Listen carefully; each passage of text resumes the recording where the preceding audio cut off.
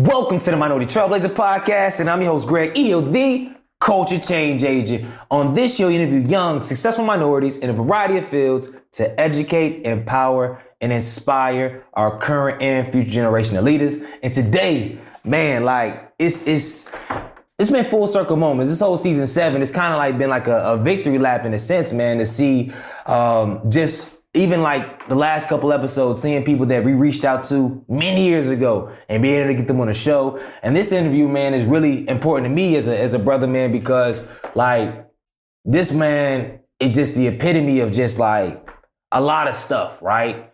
And we have our history, man, but it's been good to see his growth. Hopefully it's been good to see my growth, man. Absolutely. And I'm really excited, really just dig deep into just a lot of stuff. We just gonna rap, man. So Minority Trailblazer Nation, I'm not gonna read a bio because he can introduce himself. And I'm really excited to introduce my brother, my dog, my OG, Mr. Hercules Conway, to the Minority Trailblazer Podcast, man. Hey, thank you, man. Yeah. I appreciate that intro. I appreciate the energy, and thank you for having me, my man. But like Greg said, my name is Hercules Conway II. I'm CEO and founder of Next Level Lifestyle, an entertainment group. We've been doing events since 2005. We started as a small little company that did college parties, and we've progressed and we've transitioned and we've grown into a company that does events from Miami to New York City. We take minority groups all over the world, different continents, different countries. And here we are today, getting interviewed by yours truly. Yeah, man. So let's start the show off. Every quote, we ask our guests to start it off with either a quote or a mantra they live by and a story about how they apply that quote or mantra to their everyday life. Ooh, you coming out here just hitting me early. I would say I'm gonna keep it very simple because this is what I do.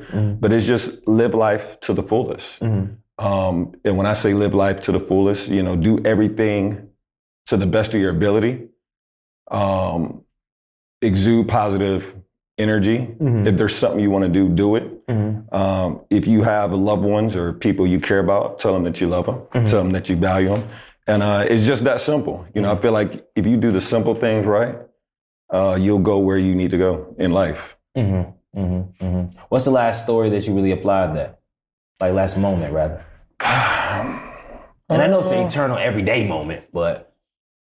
I don't know. I mean, I would just say just what we do every day, I mean, to be honest, just in these times and with what I do for a living, I've been focused just mainly on family. Yeah. So, my wife wants to do something, we do it. If my son wants to do something, we do it. I mean, my son is just taking a liking to tennis lately. I can sit here and tell you if there was no COVID, we ain't gonna be on no tennis court. Yeah. But now, this is something that, my oldest wants to do. He wants to do it.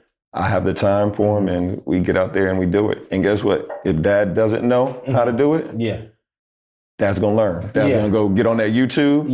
And we're gonna learn. So now, specifically speaking out of time that we're in right now, man, how have you adapted your business, man? Because COVID, people really can't come together. Right. And some people are, but it's kind of like, it's a lot, man. It's a fine line because you don't know if you're offering a service to someone because, people need to be around, other people, but you don't know if you're being irresponsible. As well. So it's a fine line. When it comes to the next level, we've decided to really fall back because all this is new territory. Yeah. And we have a responsibility to take this thing serious. Yeah. We've been around, 15 years. And we have families, at home. So, by no means, we don't want to be a part of anything that, not to say you can avoid things that are bad looks, but once again, this is uncharted territory. But to get to your question on how things are with the business, I mean, we've really just had to re-strategize, refocus. A lot of things that we had scheduled for 2020, we really just had to push everything back into 2021. And still, even when you push things back to 2021, there's still a lot of uncertainty because you don't know one, you don't know what the temperature in the room's going to be after this election. Yeah. We truly don't know when we're going to get a cure for this thing. And you don't know what the attitude is going to be of the people. Even if there is a vaccine, now do you have the argument, do people want to take it? Do people still want to be around large groups of people? Yeah. When April or May 2021 comes, do people still want to get on an airplane and fly to Egypt, in which they're going to be on an airplane for 7 to 10 hours? You know what I'm saying? So there's a lot of uncertainty, but all you can do is plan. What we have started to do as a company, we've had a plan A, a plan B, a plan C, and a plan D. And that's really all you can do. We can never get frustrated in the moment, because getting frustrated, that's not going to do anything but make you lose your focus. And you have to remember, every other entrepreneur is going through the same thing you're going through. None of us are going through these things on our own. And there's not a lot of us winning in times like this. So what you have to do is pivot and focus and do your best to be prepared. And how do you, because now, you got 2 kids, you got a wife, you're the rock of the family. You've been a rock for 15 years, and now it's like we have the pandemic going on, like it's real people are dying. Yeah. Then you have what's going on in the culture. Real people are dying. Yeah. And then even outside the culture, that's in life, like people are just passing away, and there's a lot of toxic energy with politics. So how do you stay sane and then even business, like, okay, you're reallocating things, but it's take step back. So how do you as a man, how have you been able to just mentally stay on the positive keel, stay balanced when there's so many moving things? And, you got kids that look up to you. You got your wife looking at you. You got students that you're like, so for some, it could be a lot. Okay. So 2 things here. One, let's start with the family. Yeah. Your responsibility as the head of your household is to make sure you have your stuff together. Yeah. You be there for your family. And, I'm in a situation where I'm raising 2 Black boys. Yeah. So they need to learn the lessons from me. Okay? Because if they don't learn the lessons from you, they're going to learn them elsewhere. And you want to make sure they're getting the right information. They're going to learn some lessons. Right. And what you have to do is you have to break these things down to where a 9-year-old and a 5-year-old can understand in their 9-year-old and 5-year-old brains. There are some things that you do want to shield your children from, but you don't want to shield them from things going on out there to where you're crippling them later. So my 9-year-old in particular, I have CNN on all the time. I have the news on all the time. So there may be things that there's maybe information he may get that I wasn't ready for him to get. But guess what? Now I got to explain it. It's a conversation. So it's a conversation. And what you do is you have that conversation and you break it down to where he can understand it as a 9-year-old. To the second part of your question, how do I keep myself sane? Yeah. We've talked on many occasions, and we talk about the power, and you hear it just on, just podcasts and just communications all the time, the power of your circle. In times like these, people like me and you, we have to have good people around us, like-minded people around us, because, even your strongest individuals can get tired. Can get frustrated, but when you have a solid support system, men like you that are entrepreneurs, men like you that have kids, men like you that run businesses, because I know what we do, we run in packs. Even if we're not in the same industry, we're still around like-minded individuals. Yeah. So, whenever the weight of the world gets heavy, you lean on a brother, or you lean on someone that you can depend on to encourage you. So 15 years in the game, right? How have you, Herc, grown over this time, over this last? That's a wide question. I want you to kind of from when you first started, because I don't remember when you first started, right? and then to now, man. If you had to layer it, let's say 4 ways. 4 ways that you feel if you see yourself growing, if you look back, young Herc, and then middle, and then now, and then boom. be laying it on with these questions, bro. You be giving me a lot to think about here, and I like it. Okay, so you want me to go personal first, or just however you want, man? Okay. Whatever spirit. So I'd say personally, doing events for 15 years, I would say I'm way more open-minded. Mm-hmm. And I feel like my energy's always been good, but it's just, it's really, really good. I'm in a privileged, I feel I'm in a privileged situation because even when I started doing events, it's weird because when I started doing events 15 years ago, of course I'm around people my age, younger people, and I was around a bunch of older people. Yeah. Which really, they kind of gave me the trailer to how life was going to be later. Okay.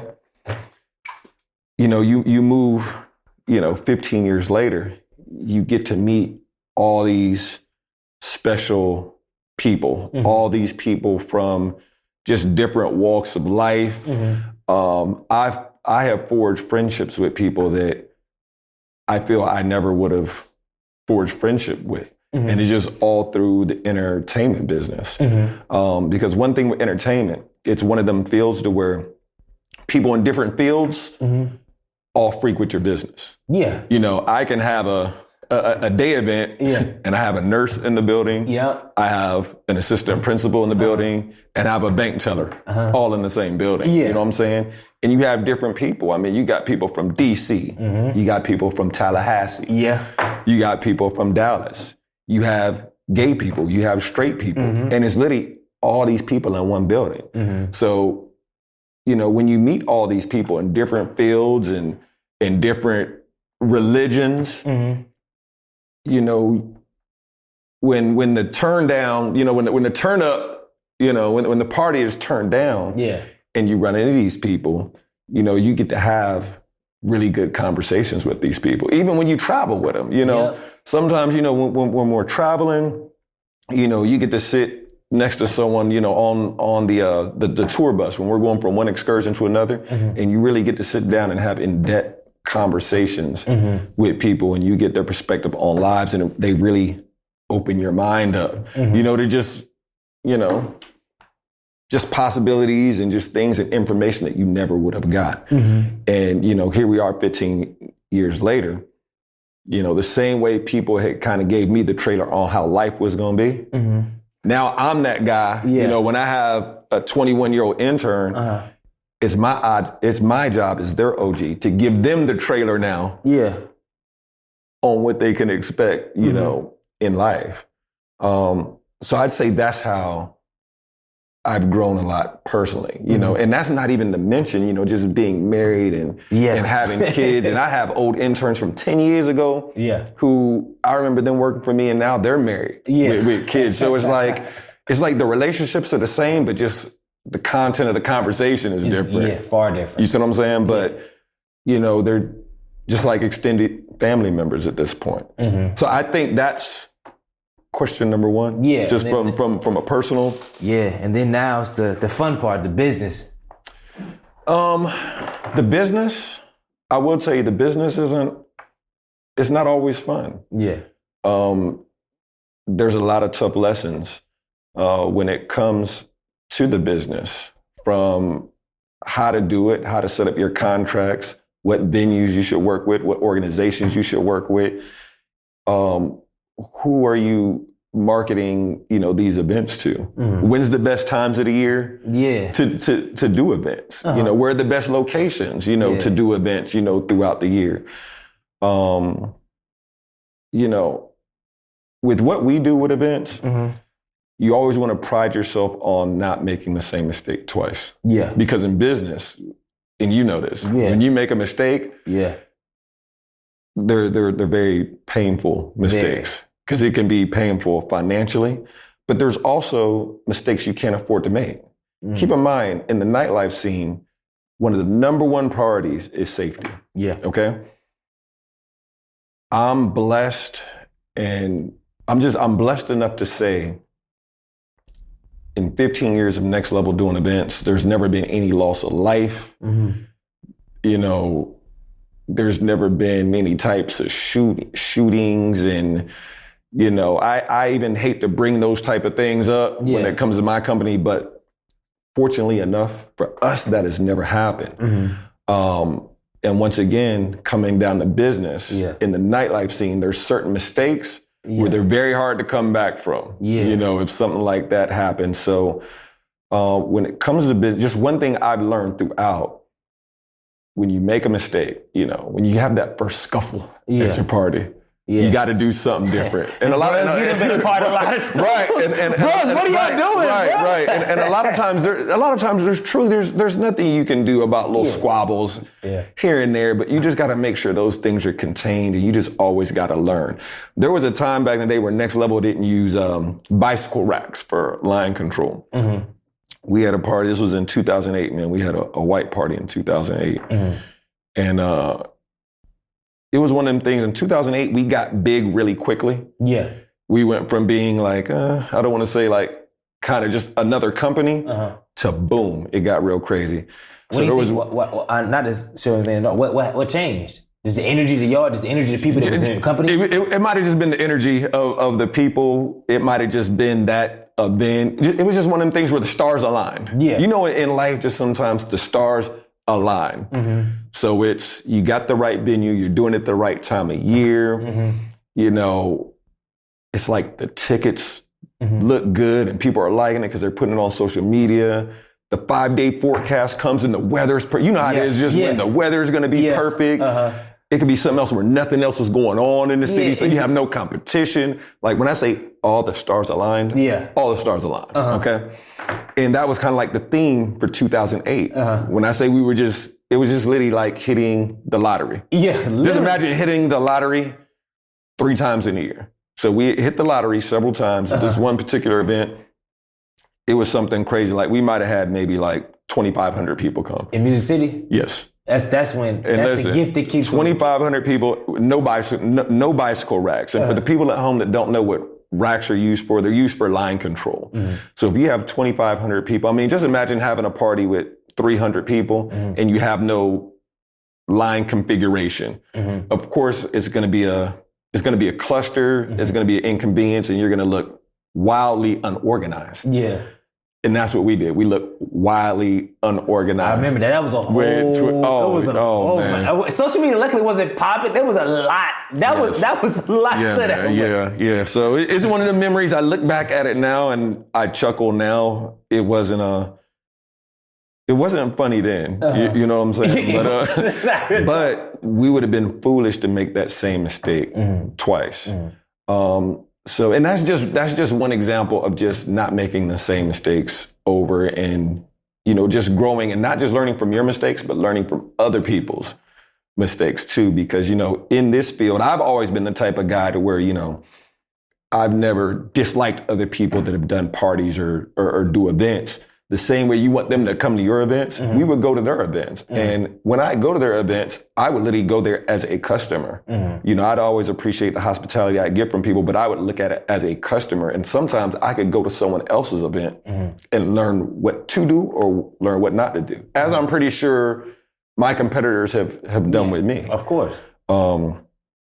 So, yeah. Did I answer? No, that answer. You know, I ramble sometimes. No, that answer it, man. So let's take a step back, man. Like, what's your background, your origin story? Because I mean, to be honest, like growing up and then coming to A&T, you always like a myth. It was like Herc. It was like, because first it was Newt. Newt was the front guy. Shout out to Newt, man. Shout out to Newt. And then Herc. Boom, we had Next Level, but no backstory. And I didn't know, but even bros, nobody knew anything. It's like a guy that came out that was young and bald that looked older than what he was, and no backstory. You were like The Weeknd, like the dude, like remember when The Weeknd first came out, you didn't see his face, you only heard his tunes. But what you want to share, like what is the backstory? Like where do you come from? And in the name of Hercules, like who? Like it's just a myth. All right. Well, number one, let me say this for those that don't know me. Hercules is my real government name. My parents actually named me Hercules. Man, there's been people I've known for 3 or 4 years, and it could just be a random conversation. Someone's like, "Hercules is your real name," and I'm like, "Yeah, it is my real name." Yes. So. Yes, Hercules is my real name. I'm from Jacksonville, North Carolina. Wow. Went to White Oak High School.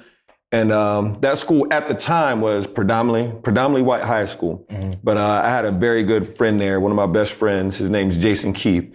His mother was a teacher at our high school, and she was an Aggie. And what she would do is she would make sure, because, you know, a lot of times the colleges would come to your high school. So you'd have Carolina come, you had ECU come, Elon, you'd have all these schools come. For some reason, at that time, not a lot of HBCUs came. But Jason's mom, Miss Keith, shout out to Miss Keith. Shout out to Jason Keith. Yes, I got to get him on the pod. A legend. But Miss Keith, man, she would see all the young kings and queens, and, you know, she would support you on your decision, but she would always plant the seed to at least look into an HBCU and give it a consideration. And that was her thing. You can go where you want, because she was just proud that you was going to school. Because that was her thing, just as an educator. And you were on paper a smart kid. That's okay. Oh yeah. I was always smart. I come from a military family. Do you have brothers and sisters? I have one younger brother. Okay. Completely different. Same like mine. If he walked into a room, you wouldn't think we came from the same mom and dad. But that's stories for another day. But anyways, long story short, I took that consideration in account and ended up choosing North Carolina A&T. Came here, bounced around with my majors for a little while, like you know other people do, just trying to find my way like everyone else. And I ended up graduating in psychology. Oh, and let me go back. Ended up pledging into the Beta Epsilon period chapter. Correct. So Fraternity Incorporated. Yeah, so definitely made that step. And you know, I feel like for the most part, I was a well-rounded, you know, student. You were a psychology major? I was a psychology major. Wow. I didn't know that. So you didn't take no business classes? I did as electives, but I never majored in business. But I ended up getting my degree in psychology and went to grad school for counseling. So but keep in mind, I didn't finish graduate school. The trajectory of Next Level just really started to go up. And it literally got to a point to where I had to, at least in my heart, I felt I had to choose. I either needed to put my all into Next Level, or I needed to put Next Level kind of like on a pause. Because Next Level, it was just getting so busy to where I couldn't, excuse my language, but I couldn't half-ass it. Either I needed to finish this degree, or I needed to put it all into Next Level. And you see, I chose the latter. But at the time, when I started Next Level... how did it start? Was it a conversation? So, I know there was other groups probably around. Absolutely. At the time, one of my line brothers, he had a real popping company by the name of Kinetic Group. Shout out Kinetic Group. But they were popping, man. There was one summer, like when I say the summer was theirs, the summer was theirs. Talking about the OG Kent, right? Yes. So, you know, just a lot, and there was other companies out there, you know, doing their thing. But at the time, you know, I really feel like there was a void when it came to nightlife. A lot of promoters, and just no one in general, but a lot of promoters had a habit of using like the same venues. You know, over and over and over again. What I want to do is try to find some of these venues that people didn't use like that to get a certain type of clientele to come out, to give people something to look forward to. I wanted to create some type of events to where people put it on their calendar, create some events where people want to go shopping for that new outfit. And I really wanted to try to reach out to a group of people that didn't go out every weekend, you know, and really try to create like an experience. Because a lot of times when you go out so frequently and you see the same people over and over and over again, and you're at the same spot over and over again, it's truly not an experience anymore. And to create an experience, I don't really feel like there's much you have to do. You know, I just think you need to put a lot of thought into, and to me, it's not rocket science either. You just need to put a lot of thought into, you know, the when, the where, and the what. So the very first event we did, it was so crazy, man. It's kind of cheesy when I think about it, but we did a party at the bowling alley. Yeah. And I ain't like it was lit though. It was lit because just no one was really doing anything like that, and it was just different. Everyone was doing the club thing, and we just mixed it up and just did something a little different. At the bowling alley. At the bowling alley. Was dancing at the bowling alley. Dancing at the bowling alley. So you literally had the option. What was the name of the party? This sounds bad. I don't even remember the name of the party. But what we would do is we would get, just special people. Yeah. Really plugged in people and ask them to be ambassadors of our party. And at the time, one of our bros, he was Mr. Aggie at the time. I'm talking about Green. Yeah. The legends, Green legends. Yes. Yeah. So he actually was kind of like the ambassador for the party. It was almost like a party for him. Yeah, at the time he was the most popular kid. Yes, absolutely. So he was the ambassador. He helped us, with his influence. Yeah. Because when we first started, I really wasn't like a big numbers guy when it came to party. I wanted certain people in the party. And we even when I put Next Level together, it was almost like a street team, but the street team, I didn't want to call them a street team. Yeah. I wanted to call them like the Next Level family, the ambassadors. And they were handpicked, just people we knew. I mean, we had a couple AKAs, a couple Deltas, couple girls from the dance team. And these were just highly respected individuals that had good brands on their own right, just by how they carried themselves and what they did on campus. And those are the representatives and ambassadors we had. So when they were promoting, it's like they're almost just kind of like promoting to their friend. They're not promoting to the masses. Yeah. They're literally promoting to their friends. So then when the party pops off and people start to see pictures and they're seeing the quality of the people there, it's like, whoa, wait a minute, when's the next event? Yeah. And that's kind of how we initially But question though, I gotta ask, how was the energy with, you had your line brother had a company and y'all line brothers and then you have a company. How did you communicate that at the time? Okay, so a little fact that some people don't know is I actually had tried to sell myself to be a part of the company because I saw the things they were doing and they were doing great things, you know. I felt I could have added something to it because, keep in mind, I'm outside looking in. And I think anytime you're outside looking in, people can see something you don't see. I have people suggest things to me all the time in my company. And a lot of times these ideas are very great ideas. But these people, they're outside looking in. They have another lens. Yeah. And it's up to you to be open-minded. Remember what I talked about, just being open-minded, not assuming you know everything. And taking those things in consideration. Are you going to agree with everything that people propose? Not all the time. Yeah. But if you're open-minded, they may be able to, drop a gem on you. So going back to that, I tried to make a proposal of like, hey, let me come in. This is what I can do. This is what I can add. But at the time, they weren't feeling it, And there was a lot of people in that company. They were young. I'm pretty sure they felt like they had it, kind of covered. And at the end of the day, it's, what I'm saying? Young, the ego's everywhere. You're already popping. Like, you want to add something, bro. Come on, bro. And I'll say it wasn't, because I have a great relationship with all those brothers. Some of them are still, doing their thing. But it was a lot of them in the company, and there may just have not been enough space for me, just straight up, what I'm saying? But, when you want to do something, and your heart is talking to you. And when I say your heart is talking to you, when you're thinking about doing something and you want to do something and the gate's not open. Yeah. But when you go to bed at night, you're thinking about it. Yeah. When you wake up in the morning, you're thinking about it. Yeah. You know what I'm saying? The next week, you're still thinking about it. Yeah. You got to move on, And I don't think I was secretive when I was, I think it was very well known I was starting something and I was moving on. And that's just what I did. But there was a conversation of, hey, this is what I can add to the table. This is what I can see.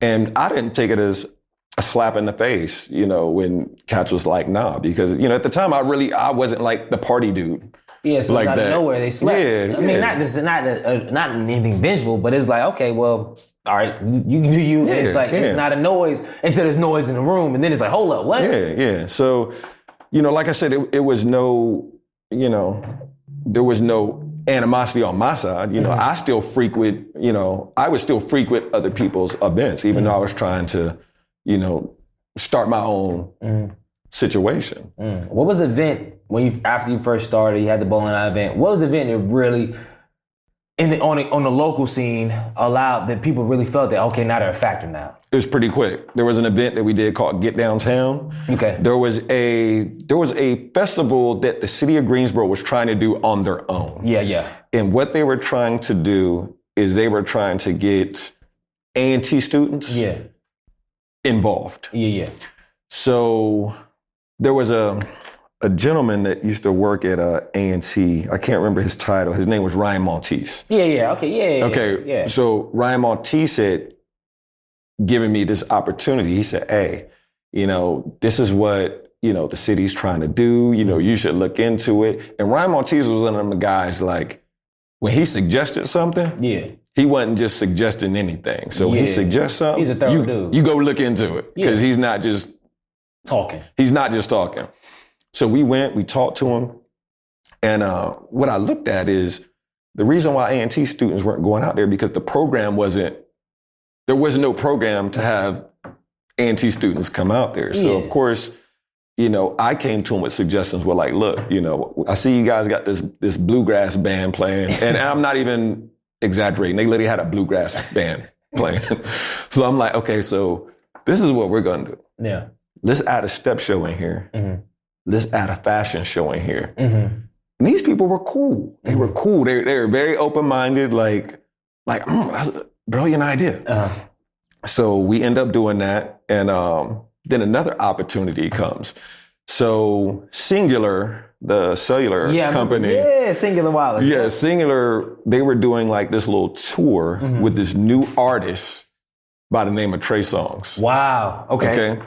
And it just so happened that the Singular tour was coming to A&T the same day as the festival. Wow. So talking with Ryan, we're like, okay, let's just put all this together. Uh-huh. So instead of Trey Songz going to A&T and performing at A&T, let's just have him do his little session at A&T, and then he performs at the festival downtown on top of the fashion show, on top of the step show. And this was when Trey Songz was Trey Songz still the guy, but Trey Songz he wasn't. No.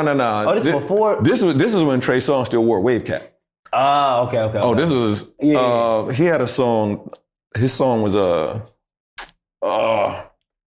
think Just Gotta Make It. Just Gotta Make It. Just Gotta Make It. Just Gotta Make It. Just Gotta Make It. So Just Gotta Make It, that was his joint. That was his joint. That was the breakout, Yes, that was the breakout.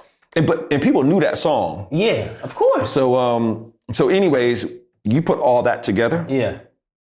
That's when Next Level really broke out, because the representatives that I had in the company, that's when we had the Next Level shirts. I had like some of my people like on stage helping in the back. Yeah. So when we came in and made a splash, we came in and made a splash. This was downtown. And keep in mind, you go back 15 years, the Black community really didn't go downtown like that. It's not the same downtown that you know. So the fact that we were downtown was crazy. And this was an event that was free. It was almost like a free, because we almost promote it as like a free show and concert. Yeah. So just imagine you're a freshman, you know what I mean? Or you're just a returning student. You're a sophomore, you're, junior or senior, or you coming back for grad school. Because this was in August. Yeah. So this is like right when school starts, when the energy is just crazy. You know how it is, like every August. Boom, they got the internship money. It's just the energy is ready to go out. You ain't seen your people in a while. So once again, remember what we talked about. The stars just aligned. Yeah. So this was a free concert downtown, because the city had paid for everything. And even when Trey Songz came, Singular had paid for it. It was a tour. Like he was, like I know they paid him, but we didn't have to pay him anything. Perfect. All we had to do was the programming executing, and promote it. That's all we had to do. I want to say the numbers, it might have been like around 12, 13,000 people that came down. Because keep in mind, it wasn't just A&T students. These were local people. This was UNCG. Oh, no, it was crazy. I actually have receipts. I had videos. I'm gonna shoot them to you. Yeah, please. Yeah, no, it was. Put on the B-roll in the joint. That's crazy. Yeah. No, it was crazy, man. It was like around 12 to 13. Wow. But keep in mind, we were still new. People truly didn't know who we were. I mean, we did yell next level on the microphone like a million times. Yeah. But still, to some people, it's like, okay. Yeah. What is next level? But that event went off crazy. It was good. It was a good experience. We even went back and did get downtown again the following year. It wasn't as big the next year. It might have been like around 7,000 or 8,000. But that's still. Because what they did is when they did it the first year, the way they set up the stage, it was almost like a big mosh pit where it looked crazy. You know, everyone likes to be together. But the second year they did something where they separated the stages. Always, they formatted it differently. Yeah, so they did the formats different, and we didn't have no Trey Songz either. That's a big deal. That's the key. You see what I'm saying? So it was just the, what am I trying to say? It was just the step show and the fashion show the second year. But we really did a good job of riding the momentum. Just from the connections we had the momentum. And and I think that's one thing Next Level has always been good at. They trending, but also the momentum, riding the wave, and then year after year, it's crazy. Most people don't last that long. Yeah, and I'll tell you something else we did at the beginning. We did weekly parties. Yeah, wow. I hated weekly parties. Was that like Rumba Latino days? We never went to Rumba Latina. No, it was around the same time. We never did Rumba Latina, but when we would do our weekly parties, we would do them for a semester. So a semester, we did something called Next Level Thursdays. Yep, I remember Thursdays at Toscana's. Yep. Yep. But what we would do is every semester we would change the location so it never got stale. Yeah. Once again, riding the momentum from those festival concerts and then doing those weeklies helped us build the brand over time. Because we probably did weekly parties for maybe 2.5, 3 years. I didn't realize it that long. Wow. Yeah, man. There was a spot back in the day called Jabs. Oh, yeah. That was showing up every week. Every week, man. Oh, Jabs was it, man. Oh, yeah. But the thing is, it stayed fresh because we changed locations. That's one thing that other people didn't do. When they would do a weekly party, they would do a weekly party for a year and a half. They would almost do that until they either had to leave or got kicked out or the club had to change directions. We always want to keep it fresh. And one question I have to ask is how are y'all able to, as a promotional company, specifically like in Greensboro in general, always be able to do your own events? Because that's huge, because most promotional companies, there was like 7 people on the flyer. There was always, it's a subsidy, but y'all always, I've noticed, it was just Next Level. And that's the key differentiator. To me, one, you're truly not building your brand if you're collaborating all the time. Like, what are you building? Number 2, in my opinion, it's lazy. 3, it doesn't make financial sense. Keep in mind, I'm older. You see what I'm saying? I know I'm trying to build something, but sometimes you truly don't know what you're trying to build, but you're trying to build the name, you're trying to build the brand, and just excessive collaborating. Not that we're bigger than collaborating, because we've collaborated plenty of times, throughout the years. But you don't want to collaborate to the point where you're not making sense. Just something has to make sense. Either the look has to be crazy good to where you're going to bank off the look, or you need to be making money. I'm just never really into just doing something to do it, and it always doesn't even have to be financial. The look either needs to be crazy good. Yeah. Or we need to be financially compensated for our efforts and, for the energy that we're putting out. So that's why we really wasn't big on just collaborating. Yeah. Collaborating early. Yeah. And there's a couple wheres we hit, but I have to, since we're here, we got to navigate it. Cause I know I came to A&T in 2007, came to bruh 2009. And I never really had, actually, I've always been an entrepreneur. That's always been on my blood. Yeah. but the thing is, I remember to this day, Chris Martin, I'm in the interview. I don't know how Rivers to this day forced me to interview at Next Level, right? And I go, and I think that's a sure thing. I thought we was in the mix. I go, and then Chris Martin, I'm going a whole interview. I'm suited and dressed up. And then I didn't get in, bruh's getting in. I'm like, dang. So I remember that. And then, I don't even think I remember initially you didn't get in? No, I didn't get in. What? I didn't get in. And then, of course, when I came with bruh, I got slid in, but it was like for a week or 2 weeks. But I remember Chris Martin and all the interview process. And I think Newt was there. I don't know I think you may have been there. But because that's huge. Next Level interviews, everybody, Next Level interview day, everybody trying to get in. Okay, and hold on, let's give the people some backstory. Yeah. So, because I feel like I may be jumping all around. Yeah. So what Next Level used to do, Next Level truly used to model the business practice almost like a fraternity. Mm-hmm. And for the people at home, once again, what Next Level was and still is, it is a collection of the who's who on prospective campuses. Mm-hmm. So you have everyone from people from DC, people Atlanta, people from Durham, people from New York. You got your Greeks, you got your SGA, you got band folks, you got people that aren't in anything, but they just super cool. Yeah. And that's what Next Level was. It was literally a collection of who's who. So what we would do after a while is every fall, we would have an interest meeting. Mm-hmm. And in these interest meetings, you have the leadership of Next Level. Mm-hmm. And those were typically the presidents, vice presidents, and the interns. Mm-hmm. And they would interview their peers to see why they want to be in Next Level. And just make sure we were getting a good group of people, because typically when people come into Next Level, you want these members, you want your ambassadors to come into your company and stay there. Yeah, for the 4 years. Right. You want them to stay there through the term. You want to grow with them. You really want them to come into the family and, just give energy and be ambassadors and be contributors. Because at the end of the day, what we asked our members, we truly feel like we didn't ask a lot. Mm-hmm. We're asking you to bring your reputation. We want you to let the public know about these events that you're going to go to, because typically the people that came in Next Level were people that didn't go out a lot. Yeah. These were people that were studious on the yard. These were people in leadership positions. These were truly the cool kids. Yeah. I mean, we even had a couple nerdy guys and just, I don't want to say corny folks, but they were cool because they handled their business. Mm-hmm. You see what I'm saying? And all these people still had their own people that followed them. So that's what Greg is alluding to at these interviews. At these interviews. And then also, let me also say this. People always have to keep in mind that me and Newton, we didn't select people, because keep in mind, I don't go to school with y'all. Yeah. I've already graduated. So you have to trust the leadership you put in place. Some people, you put them in place, but more people, they've earned their leadership spot in your company. Yeah. And they know the brand. Yeah. They know the brand. So which makes it even worse. Right. You feel me?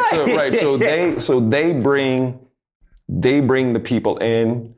Me and Newt just kind of sit back. And I will tell you, a lot of times there are good people that fall like, they just fall through sometimes. And sometimes it can be something like classification. Mm-hmm. You know what I mean? There can be certain people, sometimes we don't take them strictly because of classification, but they may be good, but they just might not be around long enough. Mm-hmm. If I have someone that's a sophomore, have someone that's a senior, and everything looks the same, we're going to take the sophomore because they're going to be there for 3 years. And that's just an example. I know that didn't happen in your situation. I feel really bad. I don't even think I knew that, truly. Yeah, it was because, and I was young at the end of the day, but I think that it kind of contributed to, at the time, the fervor of, oh man, like, shoot, bro, like, for real, like, So then we go, and it's like, yo, we go in the summer, me and Ju, like, yo, and just kind of, it's similar, but not similar, because the communication gap, it was a huge communication gap between me and you. But in the summer, we like, yo, like, our thing was, even though for some people I look cool, but I never really been a cool guy. I got my own aesthetic. I just was in Greg. I don't know, man. I mean, I think you've been pretty cool, man. I mean, cool, but I don't quantify myself because honestly, as a dark-skinned brother growing up, we didn't get love until high school, right? Mm-hmm. I didn't get no love till no looks, no nothing. So then you go. So I always had the underdog mentality. Even you on paper look good, but I always had that.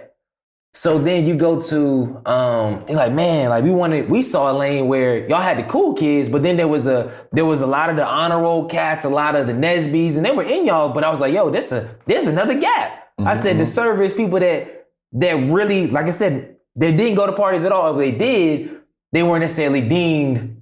They weren't next level. Next level has a certain aesthetic. Mm-hmm. So I was like, shoot, we can do that. And then, I mean, to this day, I always think about, man, we talk about it. I think we talked about it briefly one time, but never dim and deep. What would life look like if we really, myself, really just said, yo, let's build this out in next levels underpinning? And the thing is, you know, I would never be against a brother wanting his own. Mm-hmm. I always just wanted that communication, you know. So if someone is in next level, but they want to branch off and do something else, I'm cool with that. My big thing is I don't want to create a competitor. Yeah. But if there's a lane you want to go down, why wouldn't anyone holler at their OGs to help? Like I'd love to be a part of it. I'd love to, you know, sow that seed because next level was comfortable. You know what I'm saying? And to be honest, we were never truly threatened by anyone because we believed in so much we're doing. But, you know, you definitely exuded that leadership, that leader, you know what I'm saying? And there's been multiple people in next level that, you know, have started their own situation. It might not have been in parties, but, you know, there's been a lot of entrepreneurs that come and there's been a lot of entrepreneurs that have come in the office and pick me and Newt's brain, because, you know, keep in mind, we're not know-it-alls with everything. Yeah. But with my people, if there's something I don't know, I can always lead them in a direction or point them to somebody that, you know, knows that area expertise. But going back to our situation, you know, literally, I really feel like we could have just blown it up. Like, especially, you know, if you're saying there was something that was missing, we definitely would have got behind it. You know what I'm saying? To where, you know, like I said, we're older. We had those resources. We do venues. There's probably, I don't know. To me, we just could have done something to where both businesses could have prospered just super crazy. And just the lack of communication, at least on my end, that's just what disturbed me. Because you also got to think about it. It's also a livelihood for me too. Yeah. It's not just fun, cool. You know what I'm saying? Of course, when the business is rolling smooth, fun, cool is part of it, you know, as well. But, you know, this is primarily a business, you know, and, you know, people got to know all the time, you know, with any type of business, you got these expenses that just reoccur. Like, you know, I tell youngins all the time, take care of the office. Office ain't free. Yeah. We pay for that every month. Mm-hmm. Utilities, we pay for that every month. All these waters, Gatorades, this, that, you know, socials, paraphernalia that we, you know, just everything costs, you know what I'm saying? We've just always wanted our members to be appreciative of what we do. And we want them to know it. I mean, you got to be so clear of letting them know what you expect from them. And they need to know what they're getting from next level. You know what I'm saying? I mean, when a member would come into our company, they would get all the events of the year for free, not have to pay anything. They would get their paraphernalia for free. You can't name an organization on campus where you get free paraphernalia. Our members don't even have a membership fee. Name an organization on campus where you don't pay a membership fee. Yeah, outside of mine when we had a rocking. Really? Okay. Yeah, so, but y'all always stayed in that lane. And it's crazy that like, but here's a growing moment, right? So what can we? Because the audience right now, I think in the community and the culture right now, we do need more people working together. For sure. And a lot of times it's very difficult. One, there's a huge gap between like 18 to 30, and then the 30 to 60, and then the 30 to 35. And even like because there's like, maybe like a 4 or 5 year difference between us or something like that. But how can the culture, in your opinion, make it easier for people to collaborate and really, and I think it's a humility thing, but how can we do better with that? Because I think right now, there's a time we need the guidance from people that's been there. Mm-hmm. We need the energy from people that's young, and we need the stability of people that's been in there again. But a lot of times there's gaps, huge gaps. I would say, once again, just going back to communicating. You said something. Just some people can need some help or want to do something, but they don't want to humble themselves to come to someone to ask. Even if you don't necessarily need something from someone, and you just need some information or some guidance, can't be scared to ask. You know what I'm saying? But then again, it does take two. Me being I guess I call myself an OG. You gotta mentor these young dudes. You gotta be there for these young dudes. You know what I'm saying? You gotta give them some options. So even if someone came to me and wanted something and I can't particularly do it, it's my job as an OG to give you information and to give you some options and give you my thoughts. And if you request something from me and I'm not willing to do it, I need to be open enough to say why I don't want to do it. Why this doesn't make sense for me. Because, throughout the years, we've had young dudes all the time that have wanted to collaborate, right? Let's use the water park, for example. Yeah. For those that don't know, we did water park day party for 3 years. The biggest one we did was 6,000 people. We'd have young guys, after year 2, they want to get on the water park. Yeah. And I can tell them it doesn't make sense for us. Like, we know we're going to do 5,000 plus people. Why would I bring you in on this and give you 20% when we've done all the legwork from year 1, year 2? It doesn't make sense. And simply, when you tell someone that, it makes sense to them. Yeah, no, it does.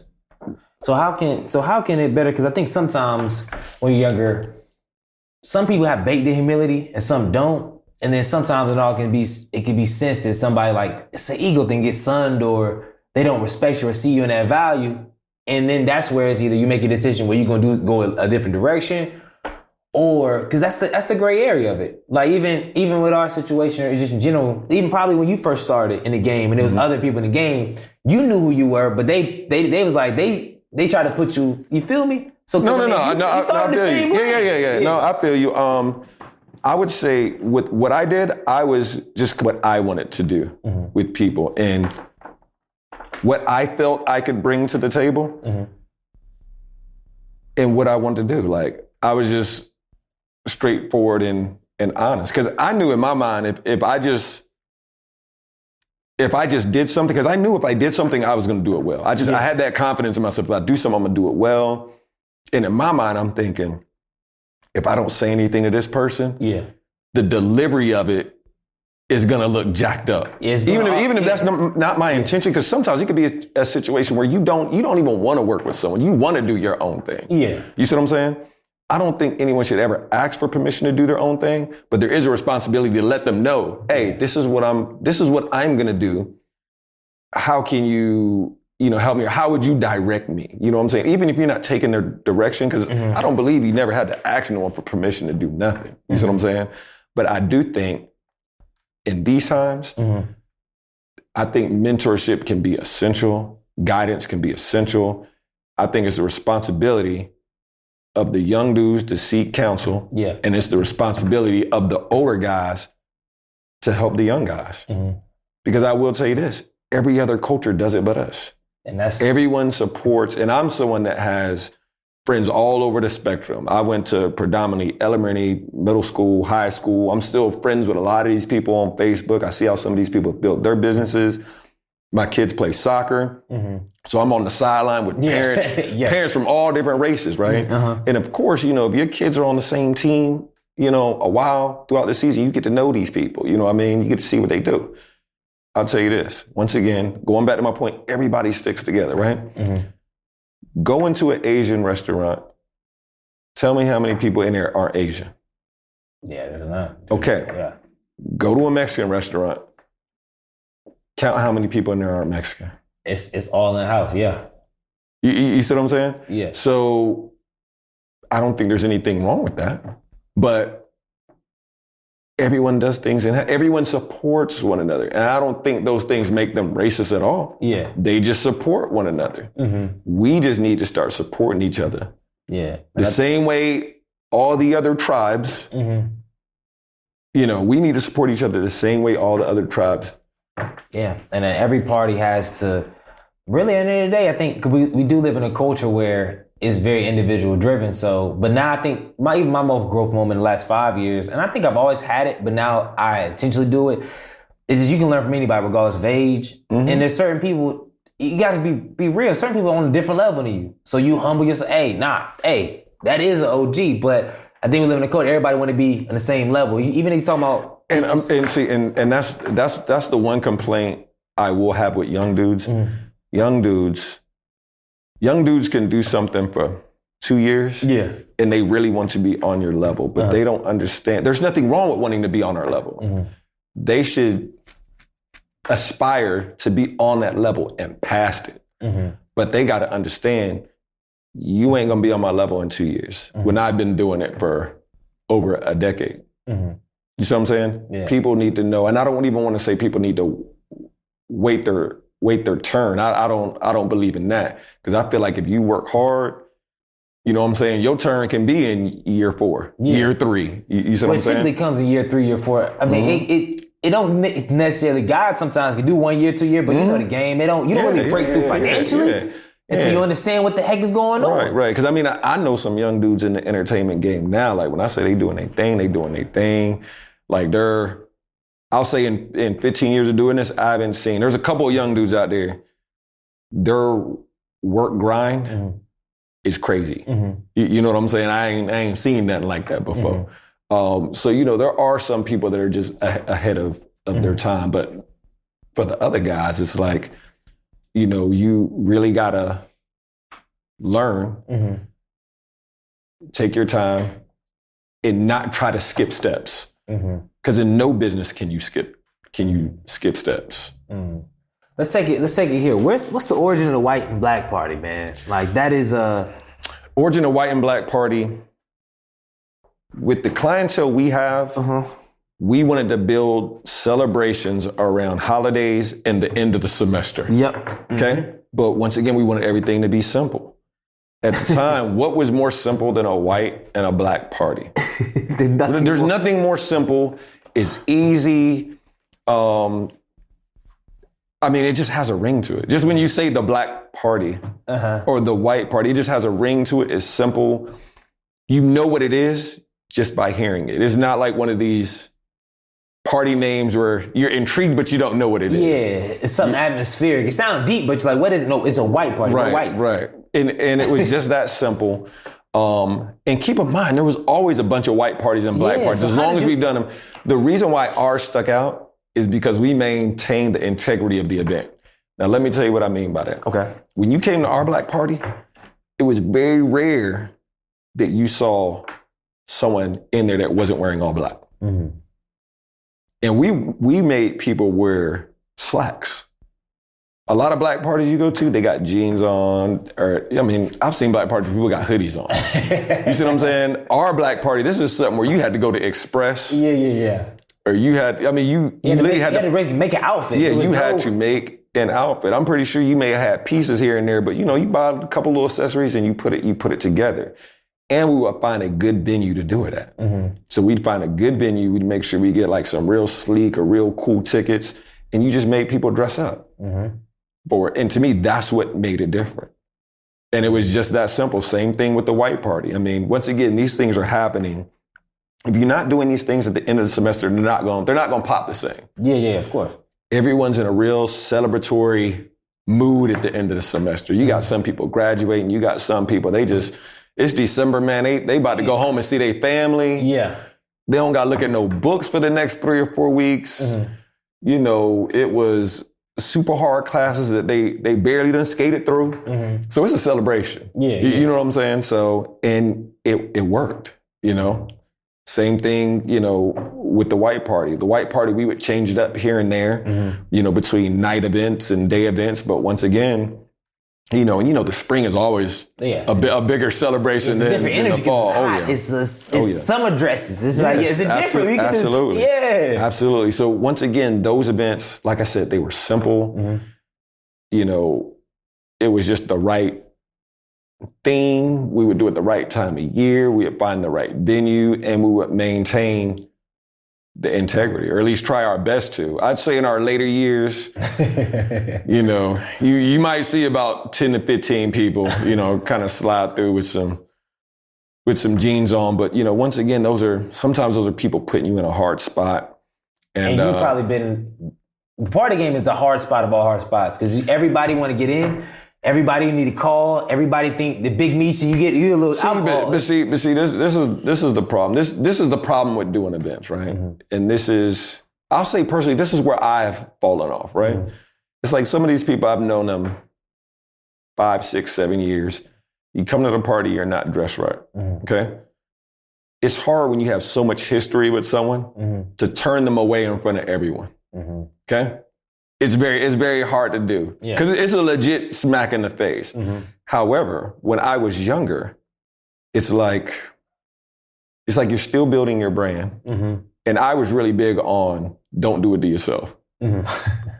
Later, I think I just became a little more easier when I'm older. I don't stress about things as much. You know what I'm saying?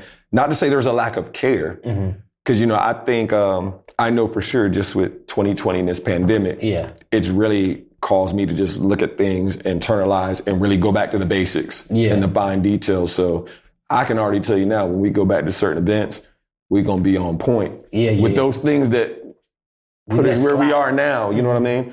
But it's a fine line between, because you got to think about it. When someone comes to your event and they're not dressed the right way, who's really being disrespectful? Is it me for turning them away? Or is it them for showing up like that? Mm-hmm. you see what I'm saying? And what they got to understand is when you let somebody in, right? So say if someone, they did the most to find the outfit, right? I mean, you drove all the way to Burlington to get this shirt. You drove to Charlotte to get that tie. And then you get in that party and you see this dude dressed like that. It almost makes you feel unappreciated. Yeah. Like you're bothered, you're angry. Mm-hmm. Especially if you had a friend that wanted to come out but didn't come out because they didn't have the right thing. Mm-hmm. And it really makes you not trust the brand. Mm-hmm. You see what I'm saying? Yeah. So once again, being a stickler on your dress code throughout the years to where people know what it is, it builds it. Mm-hmm. And I will tell you, there's a power about turning people away. You see what I'm saying? When you turn people away. That's a business principle too. It's a power. You can walk away from the table, numbers go up. Because when people show up to an event and they see people getting turned around, they respect your brand more. They come correct more. Their energy's even gonna be better because they truly appreciate being in there, surrounded by the people they're surrounded by. We can't have an interview and not talk about homecoming, man. Like anti-homecoming, top homecoming on earth, and y'all have been able to own that space. That's legit nationally. I don't think there's a place where thousands of black folk come from all different shapes and just have fun in a 3 to 4 day. There's none nationally. And to be the company that has owned that space, I don't know how many decades, I don't know how many years running. How has that experience shaped your business and then shaped just the culture, man? Like, well, a couple things. And how did you get to own? How did Next Level carve out that is there space for that? Now, I'm not gonna say we own the space. I'm not gonna say that. I am gonna say that I'm very appreciative of all the support we get. For homecoming. It's an awesome feeling to know so many Aggies trust you with that experience because homecoming is like Christmas for grown people. Yeah. You know what I'm saying? So multiple days of Christmas. Multiple days of Christmas. You don't have no kids. This Christmas is your Christmas, not kids' Christmas. Well, it's both. You know, if the people aren't having a good time, they're not going to come back. You see what I'm saying? So the fact that people choose us year in, year out, man, is awesome. But I also keep this in mind. there's a lot of Aggies that make that experience. You know what I'm saying? It's more than just what Next Level's doing. I mean, you got... It's always the people. It's like the church. Right. It's not church, it's the community within it. Right. So there's a lot of good people that come together to really make Jiho the experience it is. Of course, on a financial level, it's pretty devastating. It's pretty bad. You know what I mean? And I'll say that openly, man. Like, you know, a lot of good things we're able to do with Next Level. A lot of good things we do that we don't even talk about. You know what I'm saying? Because one thing Next Level's not into is, you know, doing good things and having to show people, you know, what we're doing. But a lot of good things we do off the record for people and for organizations is a bit in jeopardy, you know what I'm saying? Even down to how it affects our business, you know what I'm saying? Just the business we got personally, for sure. But you know, it hurts everybody, you know what I'm saying? And what can you do?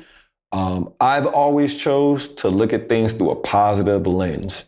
In any negative situation you go through in life, there's always a positive.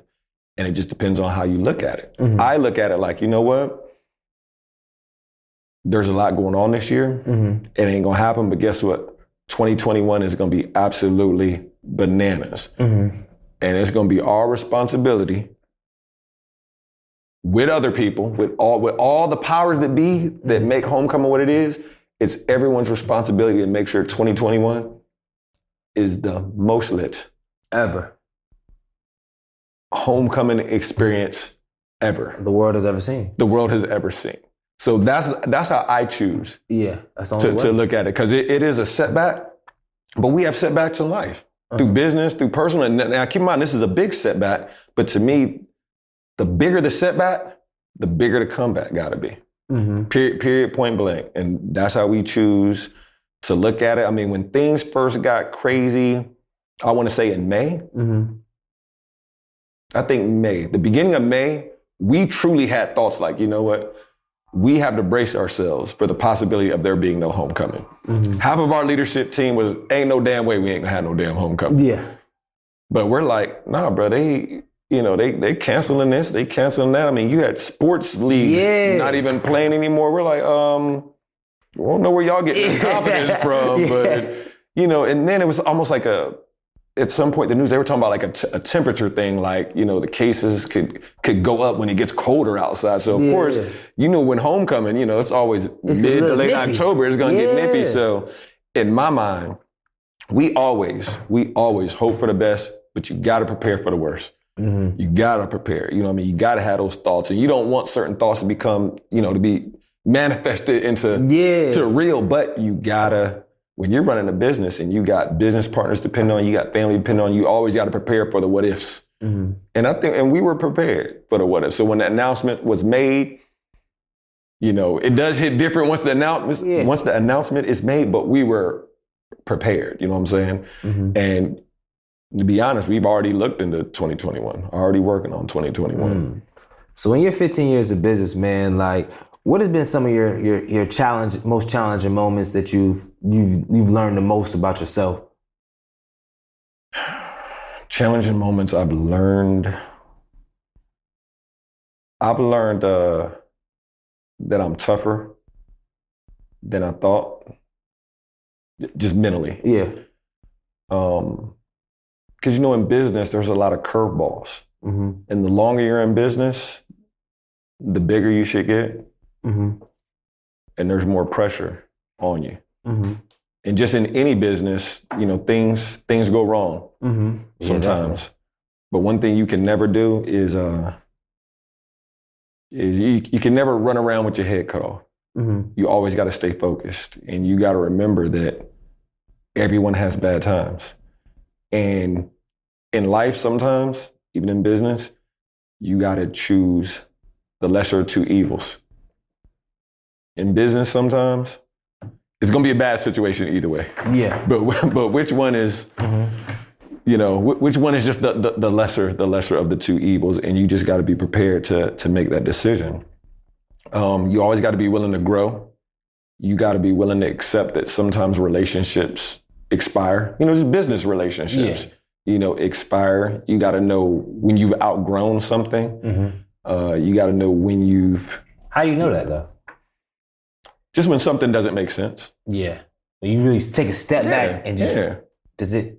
Yeah, just when something doesn't make sense. I mean, it's just like relationships. I mean, you see people in relationships to where they know the relationship doesn't make sense, but they stay in it because they've been in it for a long time. Have you ever heard someone say that? Yeah. Well, we've been together for 5 or 6 years. We can't. But they know they're not getting anything out of it. You know what I'm saying? So I know that's just an example, and I'm going on a tangent, but just in business, that's why right now with Next Level, we don't do as many parties right now. We're more event focused. That's the direction that we're going to go into. We're going more into, wine festivals, outdoor comedy shows. You know what I'm saying? Like those are the things that we were already working on for our splash for 2020 until COVID, got here. Because we had a good summer. What we want to do is commemorate our 15 years, and we really want to go to just a new and exciting and a fresh format, for the next couple of years. Because we got 15 years of brand equity. Yeah. So now it was really time to just, go crazy. And, we got relationships at like some of these stadiums and, we were really about to all the way up. We finally had like some sponsorship dollars behind us. So there was a lot of good things we had in the pipeline. And there's even more that I can tell you off camera. I just don't want to put everything, out there on camera. But, the direction, our trajectory of where we were going to be in a year or two was very exciting and very motivating. Because even, myself and Newton, we want to keep Next Level fresh. We don't want to be bored with what we're doing. You know what I'm saying? And we still want to capture the energy and the attention from anyone that's 19 and undergrad to 22, you just graduated, to someone that's 27, and you graduated a couple years ago, you just bought your new house, to someone that's 39 and got 2 or 3 kids. When Next Level does something for your age bracket, we want you to be excited about what we're putting out. We want you to trust the brand, and we want you to clear your schedule. Because it's going to be a good time. You're going to reconnect with people you went to school with. It's going to be an opportunity for you to meet someone new that's like-minded, whether it's, someone who you can do business with, or just being out and being around good people. Because no matter where we're at in life, we need that relief. We need events to go to where we can relax and decompress. So, that's the mission. That's the goal. That's what the focus is for the next couple of years. But now it's just trying to see how we can still do that. Yeah. With the impact of 2020. Because it's a lot. It's a lot. But like you said, man, I know for a fact that once the door opens, man, there's going to be a lot of people ready to go. Ready to have experiences. Because we're going to have a whole year of, for some, bad experiences. And you're right. With the way 2020 is, man, it's like, to me, I would think people would truly, when the world opens up, I think people would truly value a good experience now. You know what I'm saying? I'm thinking they would value being around their people. They would value travel more. You know what I'm saying? I think they would want to just build more with their people. Yeah. You see what I'm saying? It's like, oh, my friend owns this business. Let me rock with their business. I know I've been supporting this situation over here, but this is my friend. I've known this person for 10, 15 years. Yeah, I know somebody. Because I think now people, this year, at least I would hope, it has really brought to the forefront of just supporting your people. Supporting people, supporting small businesses. And hopefully just the energy will be different 2021 when the world opens back up. I don't know if it'll ever get back to normal, but that's what I think quite frankly, for like college kids, I think it will because they're younger. They just living. Shoot, if you had a party right now, I think college kids would show like. But that's a different conversation, man. When it's all said and done, man, how do you want to be remembered, man? I want to be remembered as someone that motivated people, gave them guidance. I try to pride myself on just being a ball of just good energy, showing people you can do what you want. I mean, I look at my life and I share my life experiences with my folks. I mean, people can truly do what they want to do. I mean, I do events and parties for a living. I've been married 10 years, happily. I got 2 kids. You know, we own a home, we got rental property. I mean, we do all these things that in society you're supposed to do. You know, with, I guess some people would say it's an unconventional career or job or, you know, unconventional company, but you can do these things. I truly feel that I live the American dream, man, because, you know, I don't have to answer to anyone, you know, of course, outside my business partners. Yeah. But, you know, if I need to take a week off to be with my family, I can do that. I can go to gym, work out when I want to. You know, if my son has a tennis tournament on a Wednesday, I can go. I don't got to ask nobody. And I just say those things because that's just freedom. You know what I'm saying? And I think having freedom and doing something you love to do, to me, that's like the American dream. That is. You know, and I don't take it for granted because, you know, I have just such solid relationships with just a lot of my people that aren't necessarily happy in their situation. So when you hear other people's testimonies, you see what I'm saying? It really makes you more grateful that you chose your path and you stayed with it. And not to say my path is all peaches and cream either, you know what I mean? Because, you know, I share my triumphs and my you know, trials and tribulations with people, you know what I mean? Because there's always going to be, you know, a rainy season in what you do. There's always going to be a rainy season. So I've had my rainy seasons as well. But you know, we stuck with it and we're here, and, you know, I'm happy with where I am and what my company's done. And, you know, I've also been happy with just the amount of young people I've been able to mentor and let them know, hey, if I can do it, you can do it. Because I can tell you, man, a lot of these young cats, man, that work for Next Level, I'm sitting there telling you, and I tell them this, and I mean it. They are smarter than what I was at the same age. Like, truly, because they're doing way more. They got their hands in this, they got their hands in that. They're well balanced. You know, their GPAs are crazy. And these aren't floppy majors they in. You know what I'm saying? Like they're real technical. And I be telling them, like, yo, like, like it could be like 2 or 3. I'm like, yo, y'all have it way more together than what I was. Like, so that just lets them know, like, look, where I'm at, and I definitely feel like me and my company, we got a long ways to go. We are not where we want to be. We got a long ways to go. But I let them know, hey, y'all can shoot further than where we at. But I let them know the importance of jumping on things now and treating people right now.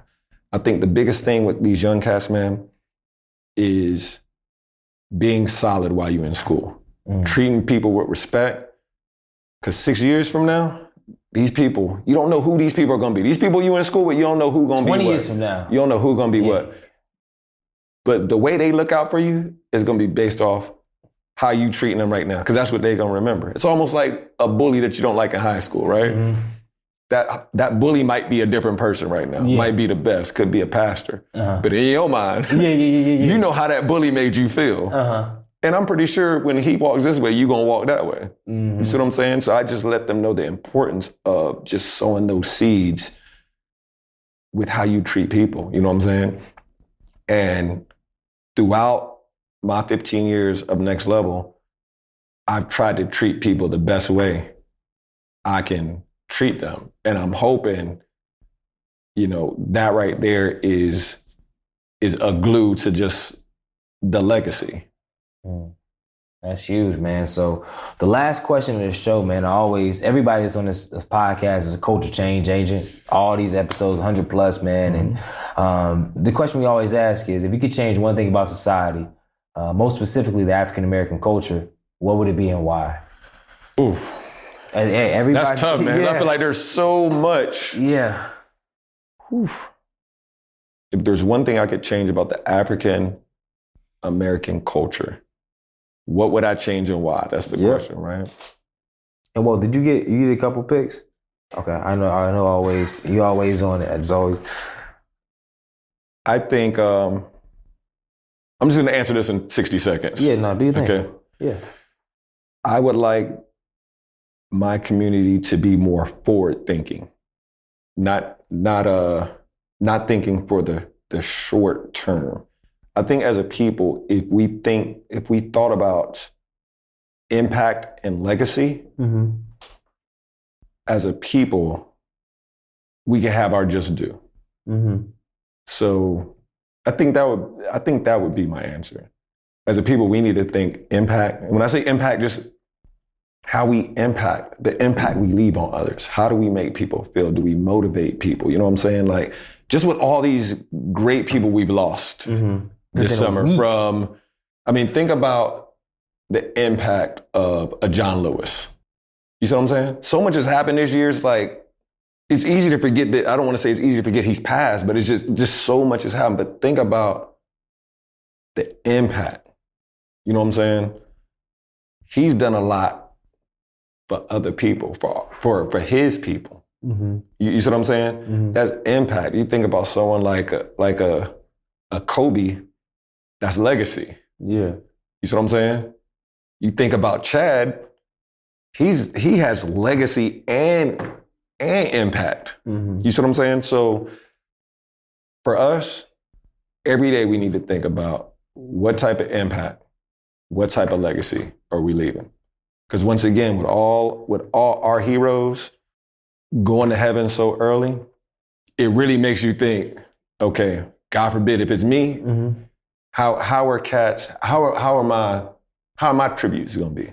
You see what I'm saying? Did I treat people the right way? Did I motivate people? Did I lead my people in the right direction? One thing I'll say is, I don't take being around young people for granted. I don't take that responsibility lightly. You know what I'm saying? It's very important that these young people working for me see that I'm a married dude with a family with responsibilities. You know what I'm saying? And letting them know having a family is some cool shit. Yeah. Excuse me for cursing. No, you good. But they need to know growing up, having things, maturing, being married, traveling with your wife, coaching your kids' games, that's not corny. That's cool shit. That's part of legacy and impact. And I feel like a lot of brothers out here, they're not thinking legacy and impact. So I think I'd leave on. Man, that's huge, man. So, man, I'd like to thank you from the bottom of my heart and Minority Trailblazer Nation for giving us well over an hour of your time, man, and just walking down memory lane, but also too keeping a pulse on what's really going on in life in general, man. It's been I'm honored. Hey, I appreciate you just wanting to listen to me, man. However I can help you, let me know. I appreciate you. I like the energy. I love what you're doing. I see big things ahead for you, man. So however I can be a part of that, or you just let me know, brother. Of course, man. And where can people find more information out for people that don't know about Next Level Travel, and everything that you're working on in the future, and currently and in the future? Okay, so there's three directions I can take people. Yep. We can take them to nextlevelent.com. That's nextlevelent.com. Or you can go to Next Level Travel, nextleveltravel.com. Or you can go to Instagram and go to Next Level. at NXLEVEL. So anything you need, we have subscriptions that you guys can, y'all can subscribe there. You can get our emails and you can stay in the loop with what we're doing event-wise and travel-wise. So, Minority Trailblazer Nation, all that information will be in the show notes. And as always, I need you to do two things and two things only. Number one, leave a 5-star review. If it's not 5 stars, don't leave it, all right? And number two, make sure you're changing the freaking culture. Good night.